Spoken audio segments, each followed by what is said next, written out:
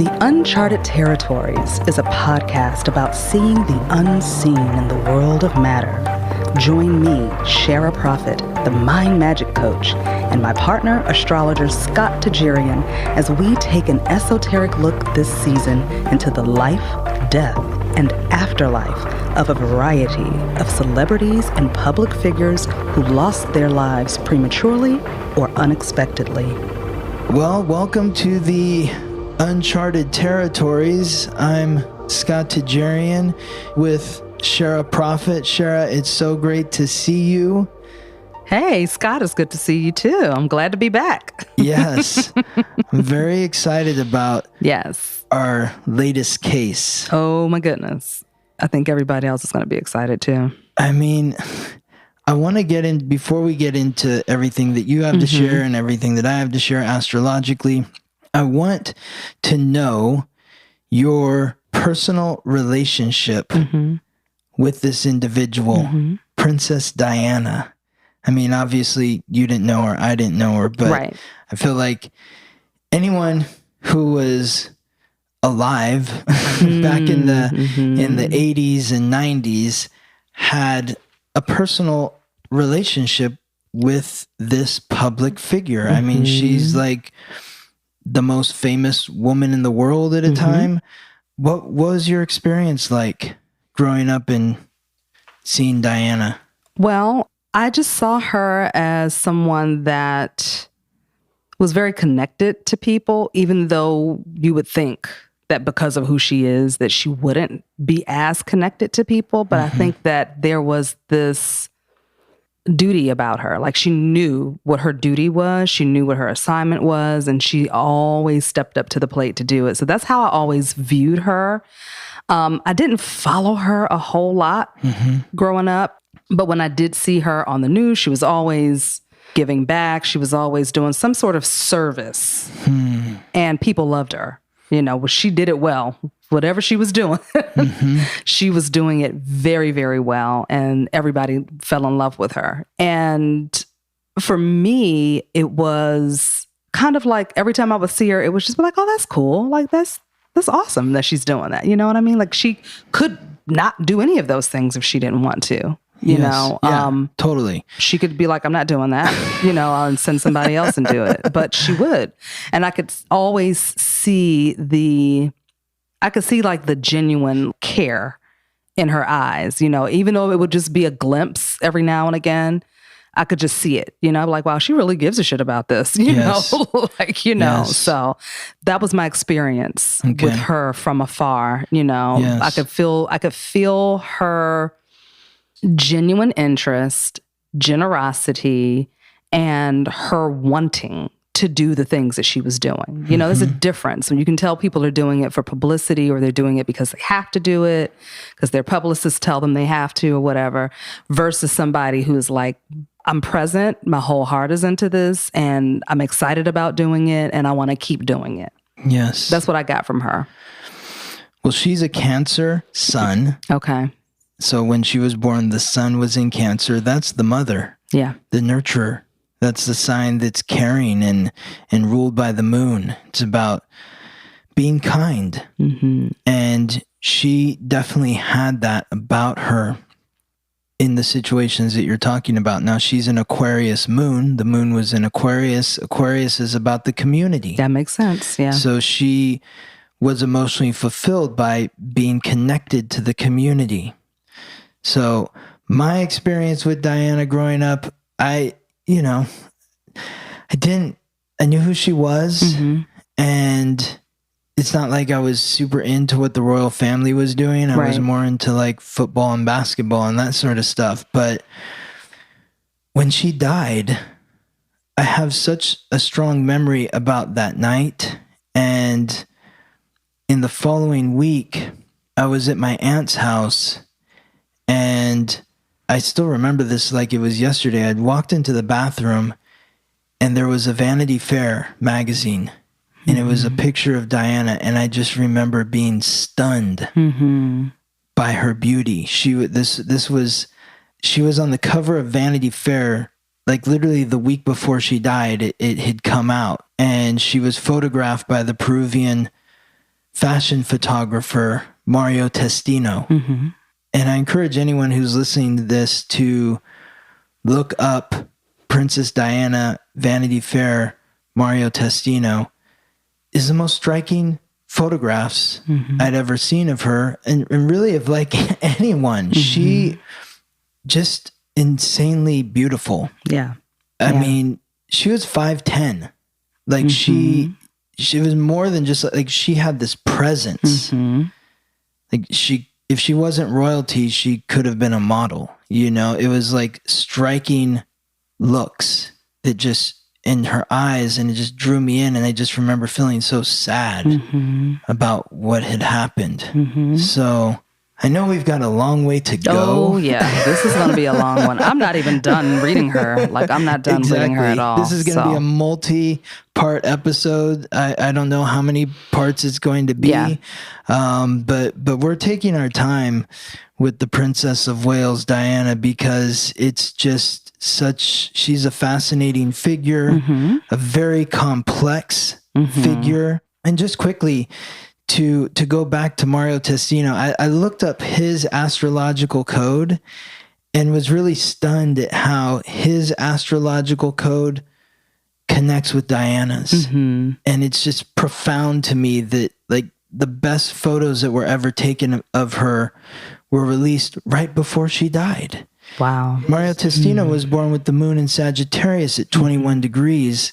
Princess Diana was born with Sagittarius rising along the horizon at 18 degrees. So that put his moon right in her house of personality, the house that represents her face, her body. Yeah. Like he had a emotional connection to her beauty, the way that she looked. His sun was in Scorpio, or was in Scorpio when he was born, Mario Testino, just like Charles. And it lands right in between the degrees of Diana's sun and her Mercury. So the mind and vitality. But what's really fascinating to me is his sun, Mario Testino, is at 6 degrees in Scorpio. And Diana's Pluto, the planet of transformation, is at 6 degrees in Virgo.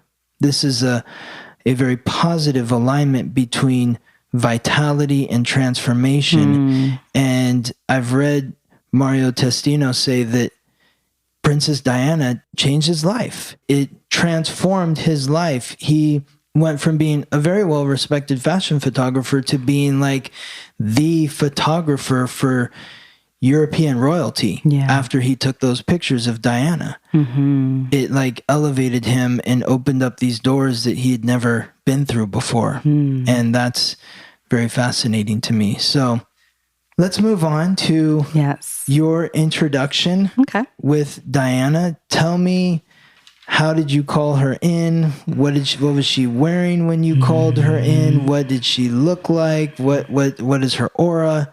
Give me all the details. Well, she has been around for a while. So she will come, you know, I could feel her presence, like literally for like the past few months. I felt her. And every time I was getting ready to like sit down with her, it was like during a time where everything was like super duper busy for me. And she was just like, no, not yet. Not yet. She was like, you need to spend time with me. I need your uninterrupted attention. And I'm like, yes, princess. Okay. So, you know, and it wasn't like in a mean way. It was just like, no, I need your full attention and when we do this. So she's been around. So it wasn't hard to tap into like her. She knew that you were going to be calling her in, and she's like, okay. Yeah. I'm ready when you're ready. Yeah. But only when you're ready, because you're not squeezing me in here to these other things. Yeah, exactly. I need your undivided attention. Exactly. So, well, first, I connect with each spirit differently. You know, I just kind of go with my intuition. I don't have like a set in stone way of how I do it. I know some mediums do, but I just kind of go with the flow. So for this time, I basically, you know, just got really quiet, turned everything off. I had candle burning, incense burning, and had my cards ready to go. And basically she told me which decks to pick up and use for her. So then I used my pendulum and I just said, hey, when you're here and you're ready to talk, and it's you and only you and not anybody else. That's the difference. If you're ever interested in working with the spirit, make sure you're connecting with that particular essence of the spirit that you want to talk to. You call them out and you say, I'm calling Princess Diana. And only Princess Diana. And then the pendulum starts. It moves the way it moves for a yes or no for me, because I've already programmed my pendulum of what's yes and no.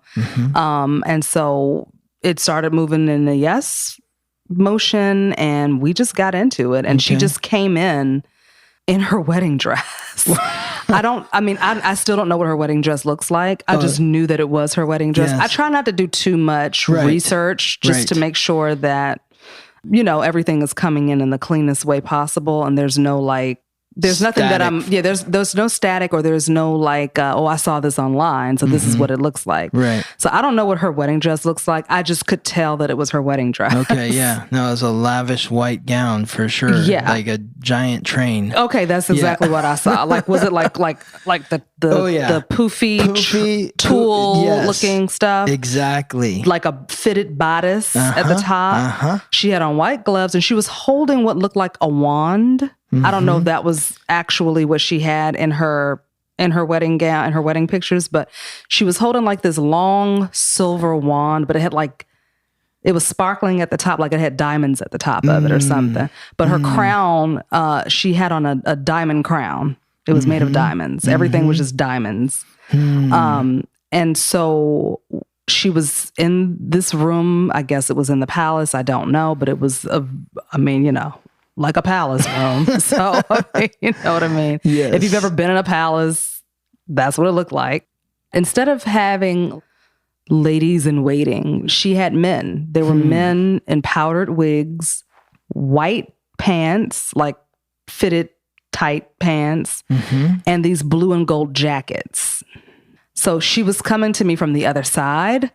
So I don't know why there were men doing this instead of what typically would be the job of women to help her get dressed and things like that. So that's really interesting. I'm not sure what that means right now, but I guess as we dig a little bit deeper, maybe that'll come. Yeah. Well, she was definitely adored by men. Yeah. And had a lot of men that were wanting for her. That's interesting. I think. Okay. So it would be interesting. And I feel like she's somebody who also longed for attention from men.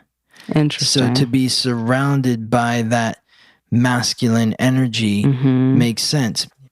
Yeah, because they were helping her get dressed and fixing her hair and making sure her crown was on right. So they were really tending to her, So she's standing. She was also standing, like I said, in that room, but she was also standing in the mirror and she was smiling.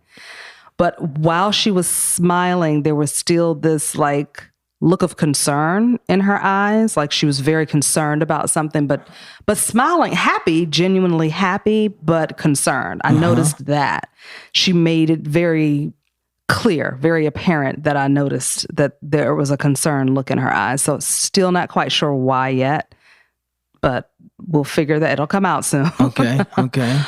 Then all of a sudden, the scene switched to her trying to sit down in the gown, which was kind of hilarious because, it was fucking huge. It's a lot of dress. It's a lot of dress. And I was just like, girl, are you really comfortable in that? She was like, no, I am not. I was so she said, as she was trying to sit down, she looked at me and she said, this isn't easy. It's hell. Yeah. And I'm like, okay. That's it. Okay, so I read this book called The Diana Chronicles by Tina Brown. Okay. And in that book, it gets into her wedding day was one of the worst days of her life. Oh, really? Yeah. Oh, shit. Okay. Yeah, it was a dark, dark day. Diana said that on her wedding day, she was a lamb to slaughter, crying her eyes out on her honeymoon. Because Charles had this obsession with Camilla. and the royal family, she said, were cold and unfeeling.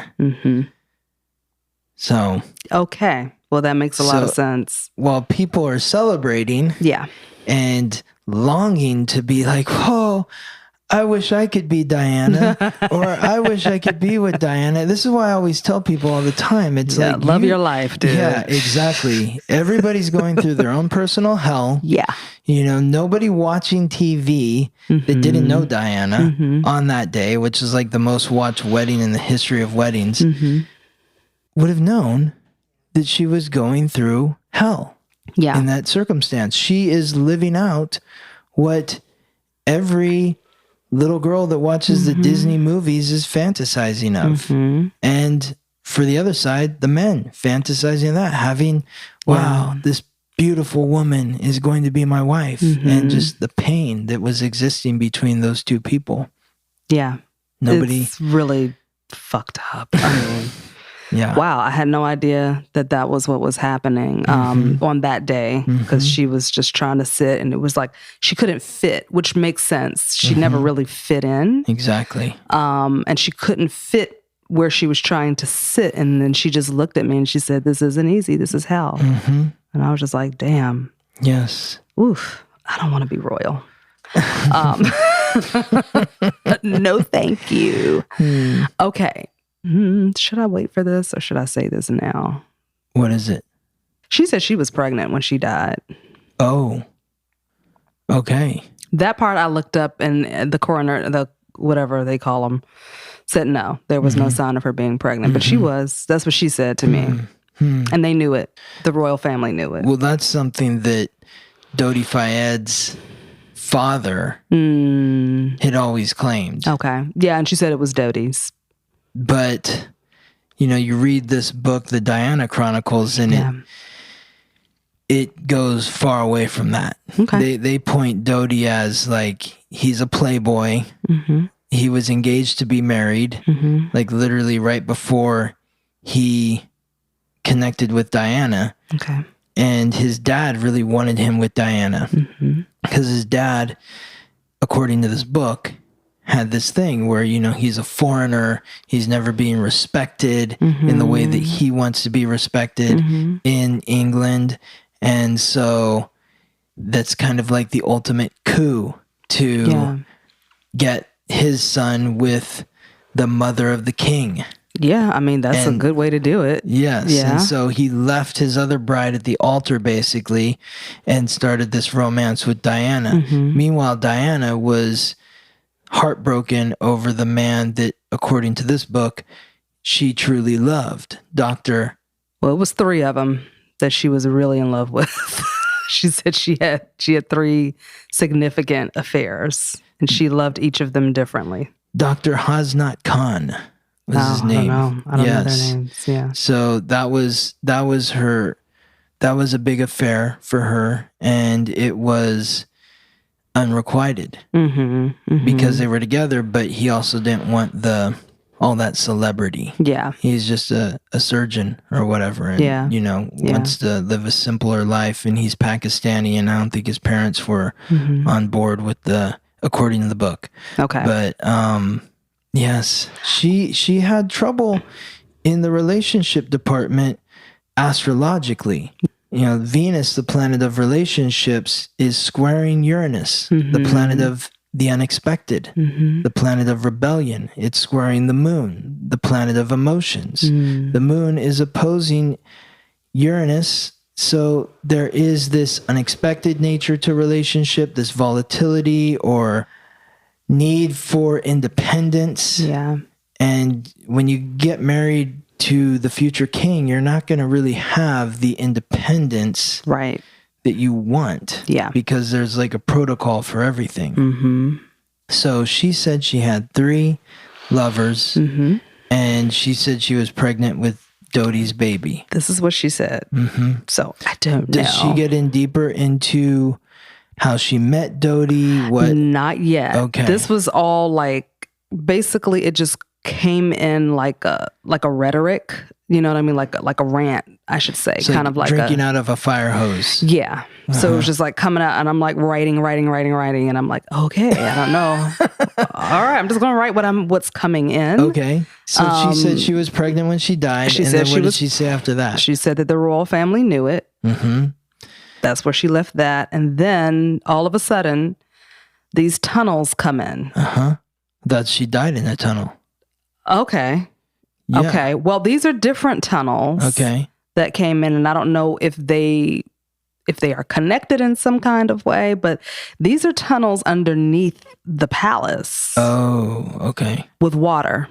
Okay. And the water looked green, but there was some sort of like stone underneath the water, and then there were lights shining, so it made the water look green. Okay. The tunnels led out to the ocean, and I said, well, what ocean? And I didn't get a chance to look up what oceans could lead, that waterway could lead to it. So I don't know. I don't know if it's like the Mediterranean. I'm not sure which one it was. Well, we're talking about like Buckingham Palace, or we don't know what castle. She said the royal palace. There's so many royal palaces. I know. Yeah. I know. So she said the royal palace that these tunnels came through. Now, I don't know which one that is. So I don't even know if that's something that we would be able to find out. But maybe she gave me a little history on it. So maybe historically it would make more sense. Yeah, tell me. So these tunnels, she showed me bullets, weapons, missiles, heavy artillery going to China and the Middle East. Huh. Okay. Wow. So, So I asked her, was there any child trafficking involved as well? Now, this is interesting.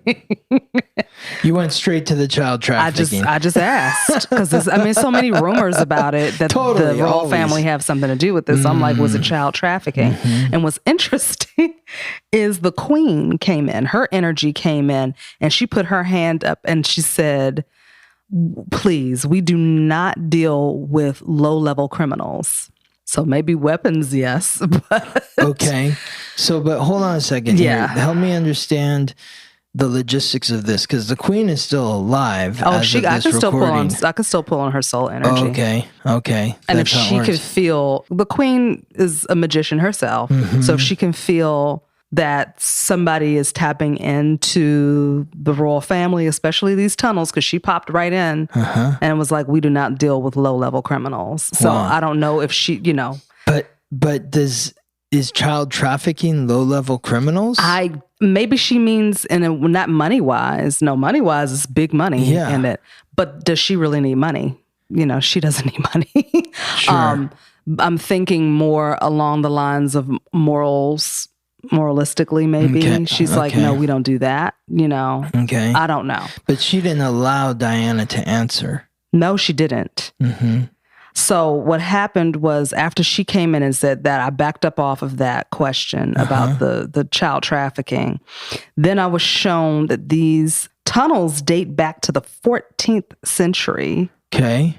That's what came in the 14th century. I have no idea what the hell was going on in the 14th century. This is just stuff that's coming in.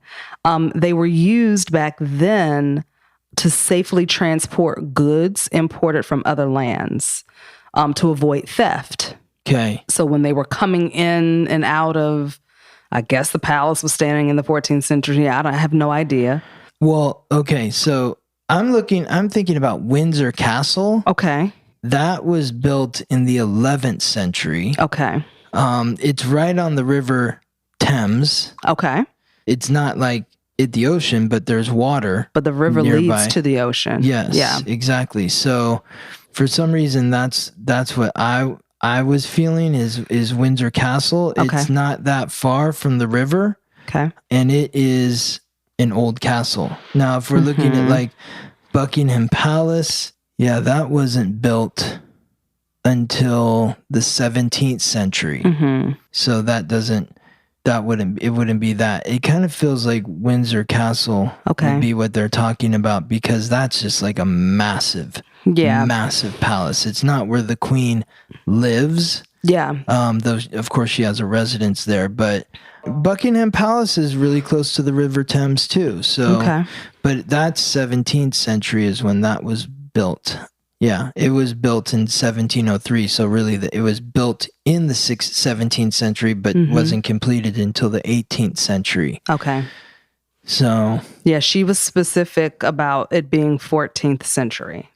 So maybe it is Windsor. I don't know. She just said Royal Palace. She did not give me any specific name for it. And then she said that back then, the goods that they were transporting or importing, I should say, were fine silks, gems, gold, military equipment. But now it's primarily used to export weapons. So they're sending it out. So they're sending out weapons. Are they making these weapons in the castle, in the basement? And I don't think that. No, I just think that it's a way to get them to where they need to go. Okay. I think that that's what they're used for. I'm not saying that the family has anything to do with it. I'm just saying that this is a way that they are being transported. Okay. Allegedly. Yes. Okay. Yes. Okay. Yes. All right. Then she takes me to another place. So then she takes me to the Swiss Alps. And there's like this dark colored wood mansion that is absolutely gorgeous. There's no snow, but sometimes there is snow. But when I went, it was in the springtime when she showed it to me. Okay. It was in the springtime. And there were two men in powdered wigs on horses. They were holding flags. One flag was black with red and black checker pattern. And then the other one was a black flag with a white ship on it. I don't know what any of this means because this was just all thrown at me in the checkered white flag, like black and white checkers. Red and black checkered flag. Red and black checkered flag. And then a black flag with a white ship on it. So apparently they do some sort of ceremony to announce the beginning of spring. This is what this is. Okay. Okay. And she said that they would go sometimes for Easter.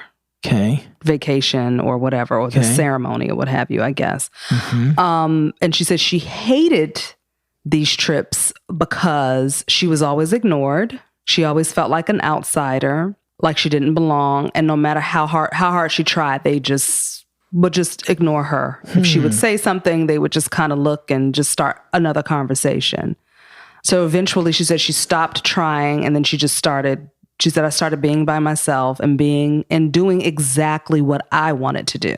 But typically, the royal family spends Easter at Windsor Castle. Okay. That's the same place that we mentioned before. So, but who knows what these places look like? They could feel like the Swiss Alps and I don't know. That sort of stuff. I have no idea. I don't know why she showed me that. But it does ring true in terms of reading the book, The Diana Chronicles by Tina Brown, that she did feel ostracized and kind of isolated in these royal family events. Yeah. Absolutely. I mean, I don't know if the whole family went. Yeah, maybe it could have just been, Exactly. She said that they would go sometimes for vacation, and Easter. She said for vacation and Easter. Vacation and Easter. Okay. So I don't know if the whole family went there or not, but she just said I think something specific must have happened at that place for her to show that to me. And I'm not quite sure what those men, why she showed me the flags. It was very, very, she made me pay attention to the flags. So maybe that's what needs to be looked into more rather than a black flag with a ship and then a black and red checkered flag. Yeah. Yeah. So, so that's interesting. So this is how she comes in. Okay. Wow. She's just she's just like throwing it against the wall. So, I mean, these are things, honestly, that we'll have to dive deeper into, as we move through this journey of this saga. Lady Diana, Princess Diana, Spencer. So, so it gets pretty interesting right out of the gate. Yes. All right. So we can go a couple of ways here because she's still like, she jumps right into their relationship. And then I was like, ho, ho, ho. Let me ask you about your like upbringing and your family and like your mom and dad. So, where do you want to go? I'll go wherever you want to go. Let's start with mom and dad, her mom and dad. Okay. All right. Because it's not too long. All right. So basically she said that her dad was her soulmate. She said that he was a great father to her, but a terrible husband. And it wasn't necessarily that he was a bad partner. It's just that he chose the types of women that he chose, which didn't make it easy for him to show up as the man that they quote unquote needed him to be, if that makes sense. Okay. But they had a great relationship. She wasn't a huge fan of her mom because her mom left. Yep. She showed me a scene of her waiting for her mother to come back because her mom would promise that she would be coming to visit and things like that. And then sometimes she would come, sometimes she wouldn't come. I get the feeling that her mother might have been suffering from some sort of deep emotional wound because I see her crying a lot, her mom crying a lot. And so I get the feeling that her mother just didn't feel like she was fit to take care of her children. And so she left because of the pressure, because it was just heavy on her that she wasn't a good mother, she wasn't good enough, or she couldn't do it, or she just didn't have, some women just don't have that bone. You know, they don't have that motherly instinct. And I think she realized this about herself. So that also put more pressure on her emotionally as well. Well, her mom had 6 pregnancies in 9 years. Oh my goodness. Until she gave birth to a son. And so, you know, Diana had 2 older sisters and then her younger brother. But there were 2 other children, like there was a miscarriage, and I think another child died a few days after, or a few hours after birth. And so... because dad really wanted a son. Well, it's a part of the legacy. Yeah. It's passing down the titles. Yeah. And so, you know, Diana's family goes back further in the aristocracy of England than the royal family does. And so... being pregnant 6 times in 9 years, the mom, I think, was kind of exhausted and was ready to go live her life. Yeah. And that would explain why she didn't feel fit to be a mom because, you know, that's a lot of loss. Yes. Losing one child is a lot, you know, I can imagine losing more than that. Yeah. 2. Yeah, exactly. Yeah. And who knows what was being said to her behind closed doors by her husband. Yes, exactly. Who knows? Exactly. You know, there's always 2 sides of the story. It's not just, you know, we can demonize her for leaving and all we want to, but we really don't know what was going on. Well, from an astrological perspective, Diana being born, we mentioned this earlier, with Uranus, the planet of the unexpected, opposing the moon, which is the mother. And the mother left unexpectedly. And that was shocking to her, to Diana.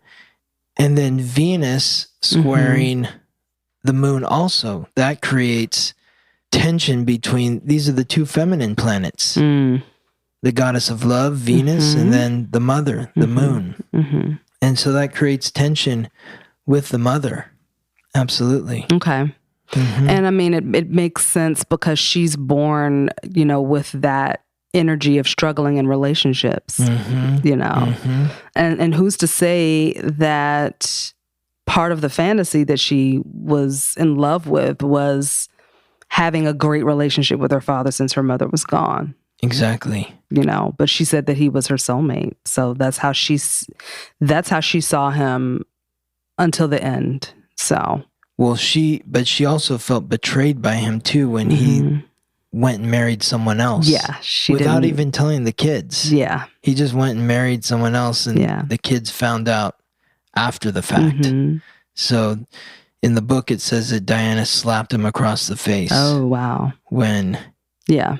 And was like, this is from all of us. So, yeah. She's a Sagittarius rising. You know all about that. I know all about it. I fiery. Do. That's right. Yes, exactly. But when you slap someone across the face, it's because you care too. Yeah, absolutely. There's deep feelings there. That's her soulmate. And she's like, how could you not tell me if you're not going to tell the rest of the kids? Exactly. Like, tell me that you're getting married, So. Yes. So interestingly enough, I pulled some cards around her relationship with her parents. And what came up was between worlds, okay? Reality and fantasy, okay? So there's a lot of both of that in there. Thinker, and those were the two cards that came out, between worlds and thinker. And so that's when she kind of goes in and she starts talking about how her dad, much like her and Charles, kind of all got caught up in a fantasy. You know what I mean? Like, because she did show me that in the very, very, very beginning of her and Charles meeting and their courtship, that there was this like light, playful, fun. She was so young. Yeah. She was so young. Yes. He was intrigued. Yes. Because I think he was dating her sister before or something like that. He dated her sister before, yeah. Charles had dated pretty much every eligible bachelorette. Good for him. Totally, man. Good for him. He was doing his Prince thing. I think he should. Absolutely. If you have the access, you should do it. Situation. Are you kidding me? I would. Exactly. Yeah, and I have. Exactly. I wasn't a princess, but I mean, I definitely had my fun. Yes.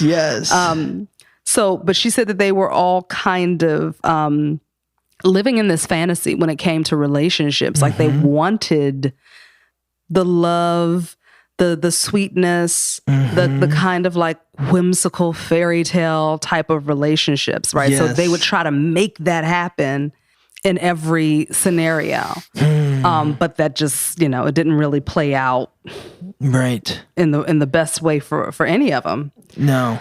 And so she said that these were the commonalities amongst the three of them looking at how they viewed relationships, that they were intrigued by the idea and the desire for the other person, or the idea of that person being something that they've made up in their minds. They fell in love with the fantasy. Exactly. But there were no real commonalities. Like when you look at the relationships and what their values and what they truly desired and truly wanted to feel, none of that was experienced. It wasn't real. And that's the disappointment. You fall in love with your ideal of a person rather than the person themselves. Yep. Charles was born in 1948. Diana was born in 1961. Yeah. They were like over 12 years apart in age. Yeah. Very different in that way. Charles is somebody who grew up in a really unique situation where he's treated like the future king. Yeah. And he is much more mature than his age. And she was much more childlike than her age, living in that fairy tale fantasy. It talks about in the book how, Diana would come over and play at the royal's house. They had a house on the same property as Charles and the Queen and all that sort of stuff. And she would go over and play with like his little brothers and stuff. So yeah. Yeah, and I'm sure on a level that intrigued him when she became of a woman age. Like, exactly. Wow, I used to watch you play. I wonder what that thing feel like now. You know what I mean? I'm just saying. Yeah, hey, I know how men are. I know how men are. Exactly. So you ain't supposed to like the young thing, but you do look at it sometimes. Exactly. So I'm pretty sure that was like to him, but because she was so much of a child. He missed that adult relationship that he had with Camilla. And truthfully, like, he should be with Camilla. That's the love of his life. Yeah. He should be with her. Yes. You can't deny that, you know? Exactly. But they did deny it. They did deny it. They did. And that's excuse me, that is the theme of this whole this family. This family. But I mean, just everything that we discuss about all of the souls that we talk about, they end up denying something, their truth in some kind of way. Yes. And then their lives just kind of play out, you know, in a chaotic way. In a chaotic way, because they're going against the grain. They're going swimming upstream. Yes. So she said that they all would romanticize love and marriage to the point that it broke their hearts and their partners' hearts. You know, basically everybody's heart was broken, including Charles. Yes. He got his heart broken. Absolutely. Dad got his heart broken. Yes. You know what I mean? Mom got her heart broken. And they're all just kind of, because being in the world that they come from, someone's dictating what they should be doing with their hearts. I can't tell you who to love. I can't tell you, go in there right now and like, be with this other woman. Right. Because that's what you need to be doing when you are already in love with somebody. Yeah. No. What? No, it's crazy. It's crazy. And you're going to treat this other woman like shit because you're not getting what your heart truly desires. Exactly. That's the thing about Charles is, you know, he's a Scorpio. Yeah. It's the most intensely passionate sign. Like when a Scorpio sets their heart on somebody, like, I mean, that's it. Yeah. You know, it's like he's merged. Like he was a part of Camilla before this relationship with Diana. Yeah. And so how could it work? You're asking him to be Charles is a Scorpio sun, a Taurus moon, a Leo rising. Oh, wow. That's fixed. Yeah. Very loyal. Yeah. Very stubborn. It didn't matter. What they put in front of him. Diana's beautiful. Diana's amazing. All this sort of stuff. But it's like he's committed to someone else already. And he's not going to break that loyalty. Yeah. Ever. Yeah. It's a sad thing that they put these people through. I think it's just, but I'm really proud of the newer generation for kind of stepping away a little bit more. I mean, they've done it anyways, like through history. A lot of people in their family have, you know. Well, this is the family curse of the royals. You know, you have Charles's uncle, his great uncle, who was supposed to be the king, but wanted to marry Wallis Simpson, who had been divorced multiple times, and the royal family said, you can either be king or you can be married to her. Yeah. And he chose to be married to her. And so that's why the crown went to Elizabeth's dad's head, and he became the king, and then she became the queen. But then her sister Margaret, Princess Margaret, fell in love with somebody who was divorced, and the family said, you can be with him or you can be with the family, but you can't be both. And so she chose the family and never found that love again. And then you have Charles, that we just talked about, wanted Camilla, had to marry Diana. How'd that turn out? He ended up getting Camilla, but it was not an easy path. Not an easy path at all, no. Sons are of Diana. Yeah. So, and then you have this present generation, Harry and Meghan. And that is the new taboo relationship. Yep. And they're navigating through the difficulties of that. And they left the palace, you know. Exactly. Like, they're in Montecito now. Oh, nice. Good for them.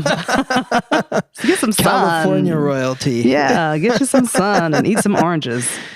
Yes. So, yeah. So we see this pattern not only in as far as the romanticizing of the marriage and love and wanting it to work and it not. We see this pattern, you know, happening with her father and mother as well. And then it's trickling down to her. And we were talking earlier when you were saying how she would read those books that were written by her father's new wife's mother wrote the books or something. Diana was a huge fan of Barbara Cartland. Barbara Cartland was an English novelist, best known as a writer of historical romance. So she told a lot of romantic tales set during the Victorian era or the Edwardian period, you know, these very royal times. And it's all about the damsel in distress and the Prince Charming that comes and saves her. And so she spent her childhood reading those books, and her dad married Barbara Cartland's daughter, Rain. Yeah. And so that ended up being like Diana's evil stepmother growing up. Yeah. Which is ironic because she admired her stepmother's mother so much. And it was such a huge influence on her childhood perception. She grew into that archetype that I'm going to be the damsel in distress, princess that is going to be saved by Prince Charming. And when Charles ended up not being that Prince Charming that she had fantasized that he would be from those books, it fell apart. Yep. That's too bad. That's, ladies, don't let your girls get too hooked on Disney and, you know, the fantasy books. It doesn't work like that in real life. That's the funny thing is, like, you think of, like, the end of the story is Diana walking down the aisle with Charles. That's how the Disney movie ends, is the princess has now met the prince and they're going to live happily ever after. You don't see the shit after. That's not how life works. No, the story actually begins after the wedding. Absolutely. Then we really Absolutely. see what's going on here. Yeah, you don't see him like walking away from her, leaving her there after they've been married, and he, you know, jets off for a couple of weeks without her. Like, you don't see that. Exactly. No, you're missing that. Or him being on the honeymoon, calling up Camilla while they're on their honeymoon. Yeah. And that's not in the Disney fantasy. It is not. And you know what else is not in the Disney fantasy? What's that? Him being accidentally pushed out of a window after calling Camilla. What? That would be me. That would be the way I handled that. I'm like, but did that happen? No, it didn't. But I'm just saying, it should have. No, I'm just kidding. Yeah, well, but you know, here it's the thing is though, and she was young when she got married. But if you wouldn't be in that situation in the first place, right? You know what I'm saying? Right. Like, as a mature adult woman, you would not be in a relationship with somebody that was still texting his ex. Right. Would you? Absolutely not. Okay. I mean, it doesn't matter if it's the king of whatever. Yeah. If you're texting the ex and you're talking to her all the time while we're on our honeymoon, like, it wouldn't even get to the honeymoon. Yeah, no, absolutely not. You know, absolutely. And so that's the thing, is like, she knew something was going on here, but still went along with it. Yeah. Because she wanted that fairy tale, but she also knew that it wasn't the fairy tale that she wanted it to be when she stepped down the aisle, but still went forward with it. And that was the hope, was that, well, maybe he'll come out of this. He'll change. I mean, and that is the worst. Young. Yeah, she's young. She's, of course, you're hoping for the best. You know, we're gonna make this work. Okay, today's not perfect, but tomorrow will be better. Yeah. And it just doesn't get better. It does not. It really never did get better. No. You know? So yeah, I mean, so she says that she does not blame Charles because she understands, as a royal herself, she totally understood what their jobs were, what the allegiance was. The allegiance is to the family. The allegiance is not even the family, it's the throne. The throne. The crown. The crown. Yeah. Yeah. The allegiance is to the job. Yeah. It has nothing to do with family. Right. Exactly. Because if they needed to step over family, which they have in the past and will continue to do, they will. Yep, exactly. It's to the country, it's to the crown, the throne. She uses the term throne, you know, so, but she understood that. So she said, I don't blame him. Right. You know, he was pushed into something that he didn't want to do, but he had to because he didn't want to walk away from the family. No. From the throne. Right?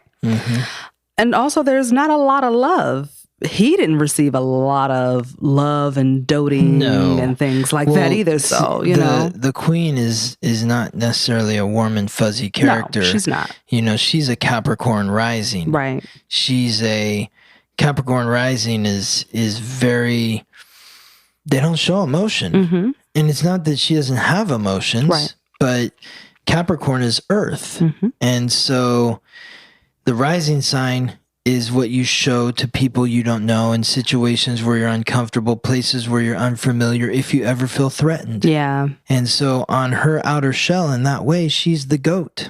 She is somebody who is that stone face. And so you're not going to see the queen break down and cry. Yeah. And it doesn't mean she doesn't feel anything, but it's not that way. Whereas on the other side, the sign that's opposite Capricorn is Cancer. And that's Diana's sun and Mercury. Cancer. That's why she could be so warm and cuddly, you know, in the AIDS hospital or the landmines people that have lost limbs. Like she's there and she's like holding them and really paying attention to them. That, like, the queen, that's not how she operates. Right. So I don't even think she knows how to do it. Of course. She has no idea how to do That's the point. You know, it's no fault of anyone here. No. She's a Capricorn rising, and people that are Capricorn rising, they don't have that Cancer tool, unless they're a Cancer moon or Cancer sun, to be that nurturer. And so she couldn't be there for Charles as like a warm, doting mother. She was very businesslike. Yeah. So. Yeah, absolutely. And I think, and him being water, I think he needed.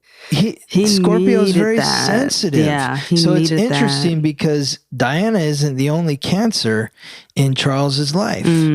Camilla is Cancer as well. Okay. So Charles is very sensitive as a Scorpio. You know, they get stepped on. They get hurt. He was hurt. And so hurt as a child, not, you know, having the nurturing that he wanted. So he finds Camilla, who's like a couple years older, who's very nurturing. She's the Cancer. It's like the dream for the Scorpio. Yeah. But mothering. Yes, very mothering. Very he didn't mothering. get it from mama. Exactly. So. Camilla fills in that role.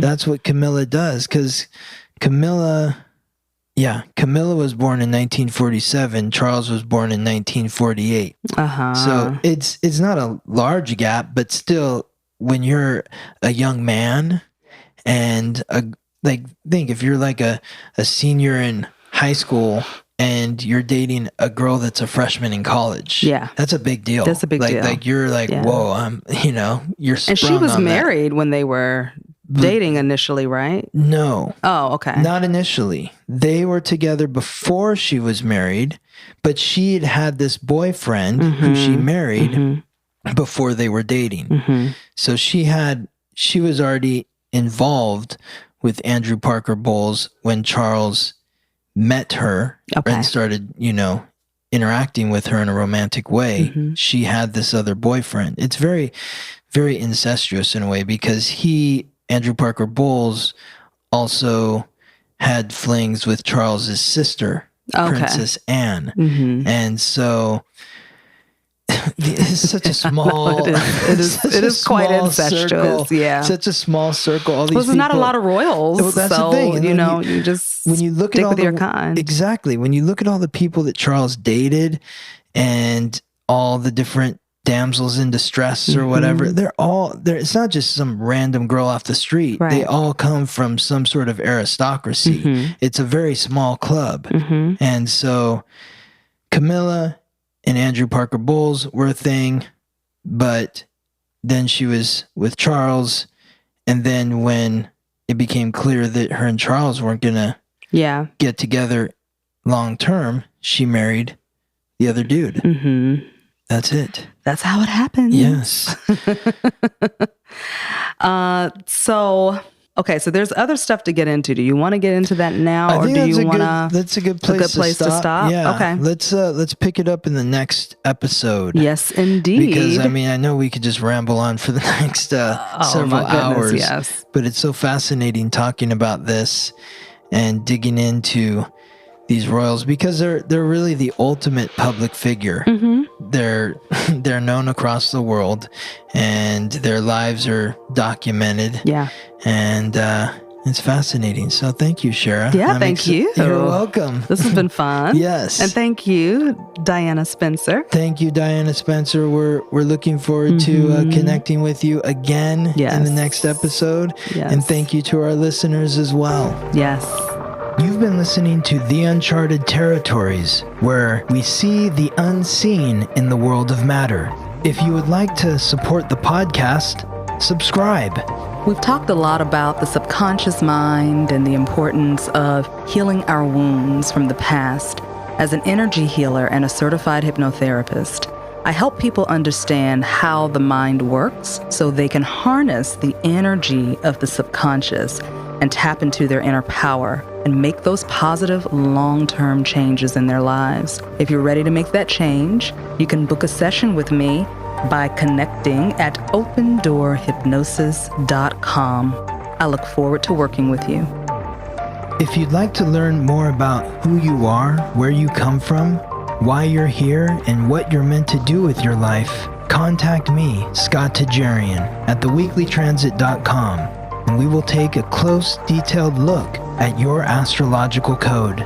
My purpose is to help you understand who you are so you can accept, appreciate, and love the divine, unique miracle that is you.